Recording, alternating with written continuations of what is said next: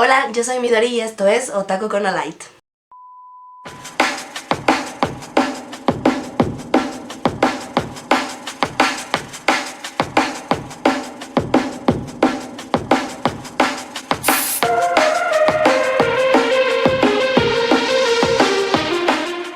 Espero que todos se encuentren muy bien. Yo estoy muy feliz de ser parte de esta nueva etapa de Otakukona y ser parte del equipo. Para quienes no me conocen, yo soy Midori y me encuentran en YouTube como Midori Manga, al igual que en Instagram y TikTok, en donde creo un contenido principalmente dedicado a el manga.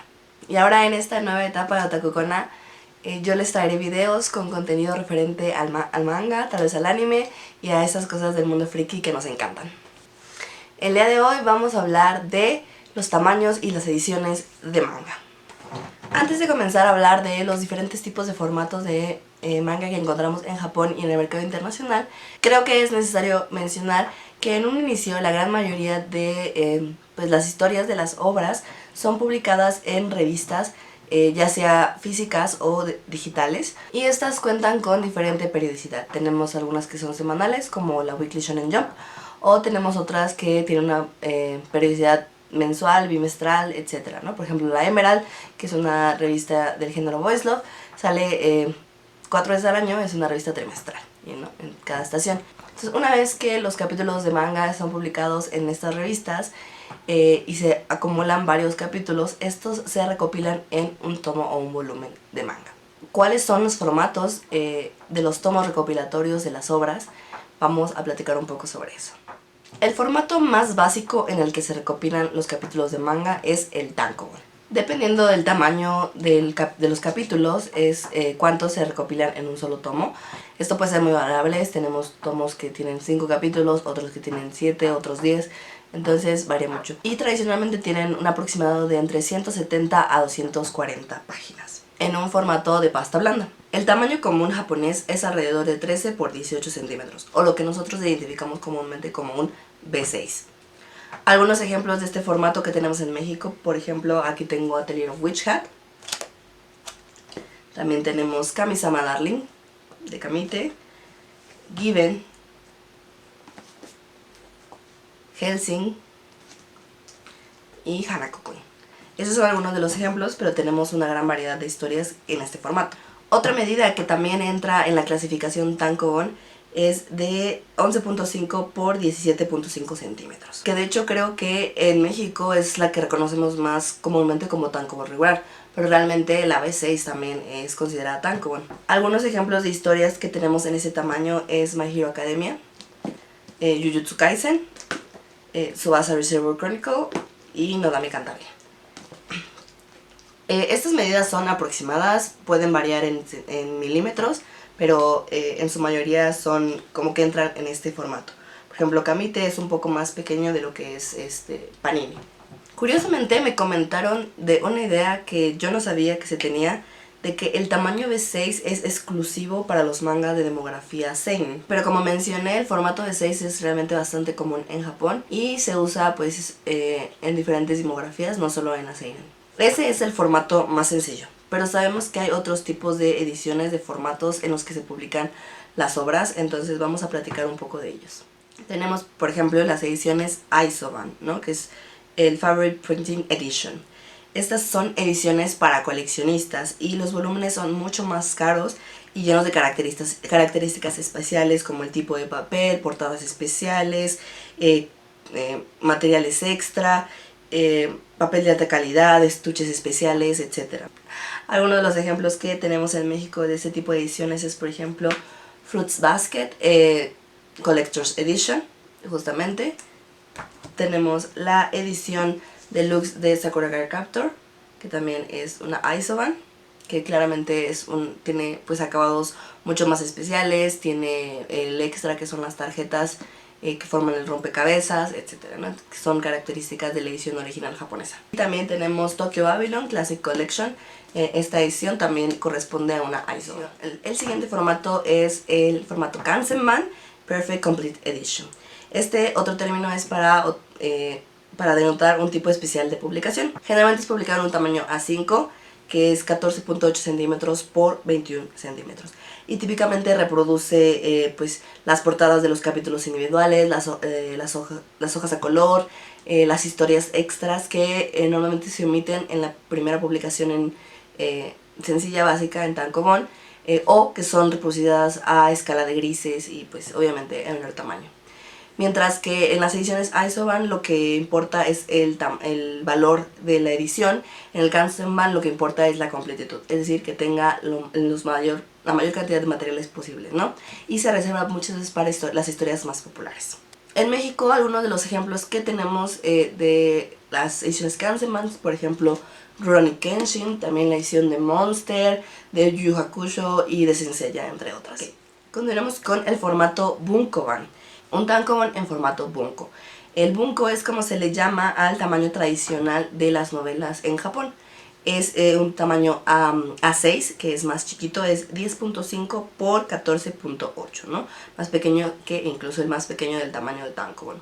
Pero suelen ser mucho más gruesos. Y en el caso del manga, generalmente tienen una portada hecha especialmente para esta edición. Tienden a tener considerablemente muchas más páginas que el tankobon y es una republicación de esta edición original. Entonces, la publicación que originalmente era en cierto número de volúmenes, ahora es en menos porque está recopilado en tomos más gruesos. En México tenemos como ejemplo la edición de Yu-Gi-Oh! Publicada por Panini, que si bien aquí no está publicada en un formato bunkoban, está basada en la edición de este tamaño en Japón, que recopila la historia original de 38 tomos en 22. El siguiente formato es el Waiban. En Japón esta es una edición normalmente más grande que de tamaño más grande que el tankobon regular, normalmente en un A5. Y muchos mangas, particularmente seinen y de demografía seinen y yosei, son publicados desde un inicio en formato Waiban. No pasan por el tankobon regular, ¿no?